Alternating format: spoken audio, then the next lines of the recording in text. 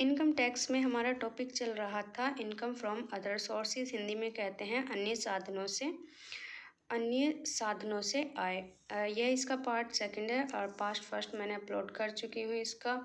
और यदि इसका पार्ट फर्स्ट नहीं देखा है तो मेरे यूट्यूब चैनल पे जाके आप देख सकते हैं। मेरे यूट्यूब चैनल का नाम है रुद्रा क्लासेस बाय प्रिया बड़गुज्जर।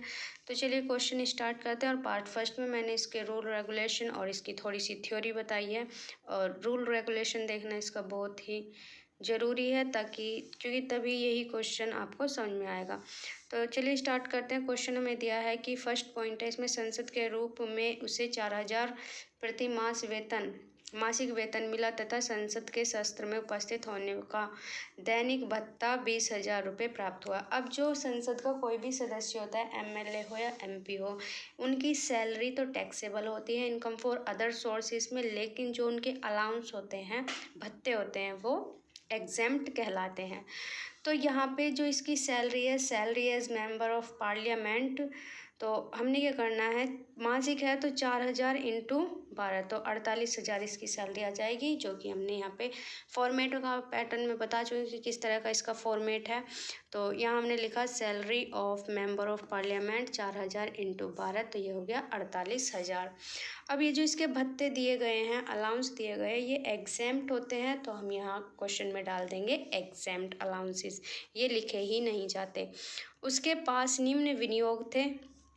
पहला विनियोग किसका था? First, Agra sugar workers limited से 10% पूर्वाधिकारी अंश 5,000 रुपये के अंकित किए। अब देखो, चाहे हमारे पूर्वाधिकारी अंश हो मतलब प्रेफरेंशियल शेयर हो, या समता अंश हो मतलब इक्विटी शेयर हो, दोनों ही एग्जेम्प्ट कहलाते हैं हमारे। तो जो हमारे प्रेफरेंशियल शेयर हैं और यहाँ पे हमारे समता शेयर हैं, फर्स्ट और सेकंड पॉइंट, दोनों ही हमारे एग्जेम्प्ट कहलाएंगे, चाहे हमें इसके अंदर कुछ भी दिया गया हो। तो हमने लिखा dividend on preferential share exempt and financial dividend on equity share exempt. Preferential share होते हैं पूर्वाधिकारी अंश और इक्विटी शेयर होते हैं समता अंश। नेक्स्ट पॉइंट पे चलते हैं। नेक्स्ट पॉइंट हमें दिया गया है यहाँ पे कि बैंक में 10% पर स्थायी जमा 10,000 रुपये ब्याज वार्षिक जमा होता है। अब ये डिविडेंड फ्रॉम कोऑपरेटिव सोसाइटी है, जो कि हमें ग्रोस अप करना है इसका। तो कितने रुपए हैं इसके? तो 10,000 का 10% हम इसका इंटरेस्ट निकालेंगे, इंटरेस्ट ऑन फिक्स्ड डिपॉजिट। तो 10,000 का निकालेंगे तो 1,000, तो हमारा आ जाएगा इंटरेस्ट ऑन फिक्स्ड डिपॉजिट 10,000 1,000।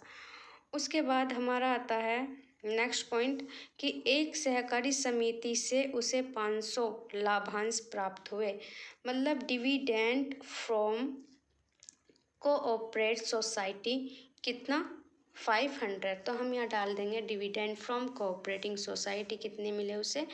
5,000। मैं बता चुकी हूँ कि इनकम फ्रॉम अदर सोर्स में किस टाइप की अमाउंट टैक्सेबल होती है। इसके पार्ट फर्स्ट में मैंने आपको बताया, तो वहाँ से देख लीजिए, आपको समझ में आ जाएगा कि ये समिति के जो हमारे पैसे हैं ये क्यों लिए गए हैं। क्योंकि ये जो समिति है ये हमारी income from salary, income from other sources, income from capital gain, income from house property and income from income from business and profession से अलग शीर्ष के आता है। तो जो बाकी बचा है वो हम इनकम फ्रॉम अदर सोर्सेज में लेंगे। तो ये जो हमारी एक सहकारी समिति से उसे 500 रुपये प्राप्त हुए, मतलब dividend from cooperative society 500 rupees, तो इसको हम डाल देंगे इनकम फ्रॉम अदर सोर्सेज में, ये टैक्सेबल होगा। फिर देखिए यहाँ पे नेक्स्ट पॉइंट है हमारा, वर्ग पहेली में यह है 8,000 रुपये जीता। अब देखिए वर्ग पहेली में 8,000 रुपये जीता है, यदि इसको प्राप्त होते तो इसमें TDS लगता, लेकिन वह अभी जीता है, उसे प्राप्त नहीं हुए हैं, तो 8,000 रुपये आ जाएंगे यहाँ पे। विनिंग फ्रॉम क्रॉसिंग पजल कितना? 8,000। क्लियर?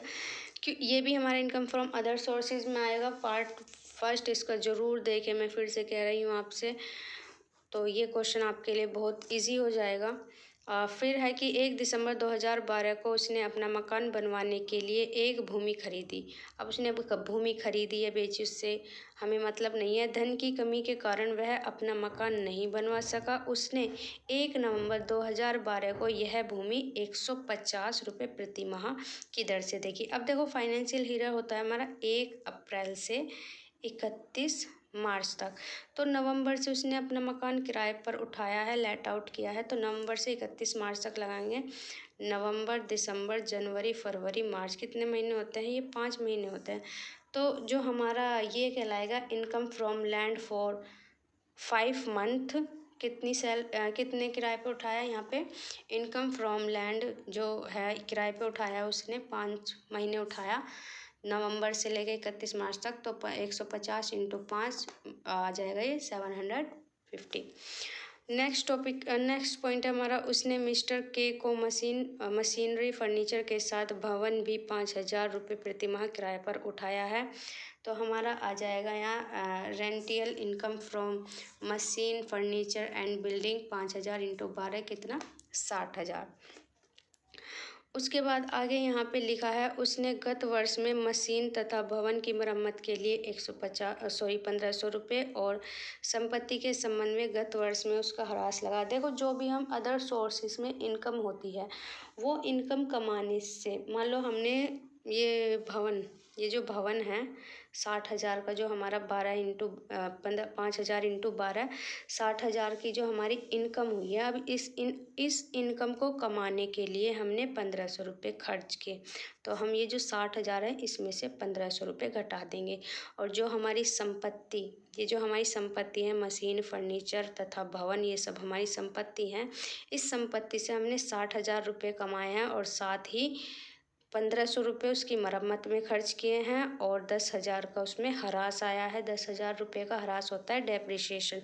तो जितना भी हमने खर्चा किया है उस खर्चे को हम माइनस कर देते हैं, तो हमारी इनकम फ्रॉम अदर सोर्सेज निकल के आ जाती है।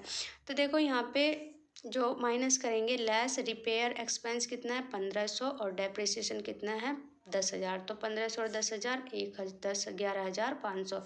तो ये जो हमारी टोटल, अब इसका क्या करेंगे, ये हो जाएगी माइनस। ये माइनस क्यों होगी? क्योंकि ये हमने खर्च किए हैं। अब इन सबको ऐड करेंगे, 48,500, 1,000, 8,750, 6,000, इन सबको ऐड करेंगे तो 1,18,250 आएगा। इसमें से 11,500 को लेस करेंगे तो हमारा आ जाएगा इनकम फ्रॉम अदर सोर्सेज। दूसरी बात ये कि यदि मान लो यहाँ पे ये खर्चे नहीं दिए जाते, मान लो ये वाली लाइन ये नहीं कहता कि उसने गत वर्ष में फर्नीचर भवन की मरम्मत के लिए 1,500 रुपये खर्च किए तथा उसके ह्रास में कितने रुपए खर्च हुए? 10,000 रुपये।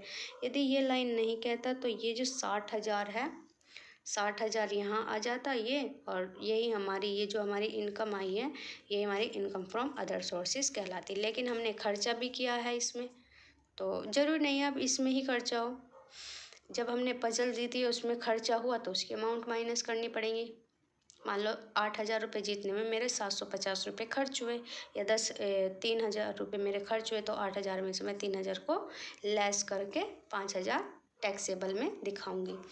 क्लियर? तो ज़रूरी नहीं है कि आपको मशीनरी पे ही आपका खर्चा दिया जाएगा, किसी और पे भी दिया जा सकता है। मान लो कोई आपने रॉयल्टी मिली आपको 10,000 रुपये की, और उसे प्राप्त करने में आपके 1,000 रुपये खर्च हो गए, तो 10,000 में से जो यहाँ अमाउंट आएगी टैक्सेबल में, तो 10,000 में से आप 1,000 रुपये घटाओगे तो 9,000 रुपये आप यहाँ लिखोगे। जो भी हम खर्चा करते हैं उसको हम माइनस करेंगे। तो यह इस तरह से इस क्वेश्चन को करेंगे, ये आ जाता है हमारा आंसर। वीडियो अच्छी लगी तो लाइक कीजिए, शेयर कीजिए और कमेंट कीजिए। और यदि आपको 1% समझ ना आया हो तो वीडियो को रीप्ले करके ज़रूर देखना। मैं यहाँ पे आपको दिखा रही हूँ क्वेश्चन, इसका आप स्क्रीनशॉट ले लीजिए और फिर क्वेश्चन को समझिए जो मैंने सॉल्यूशन दिया है। इस सॉल्यूशन को समझना और इस सॉल्यूशन का भी मैं स्क्रीनशॉट ले सकते हैं आप। तो यहाँ से वीडियो को ज़रूर शेयर करना और लाइक करना, कमेंट करना, और यदि आपने चैनल सब्सक्राइब नहीं किया है तो प्लीज़ सब्सक्राइब कर लीजिए। Thank you.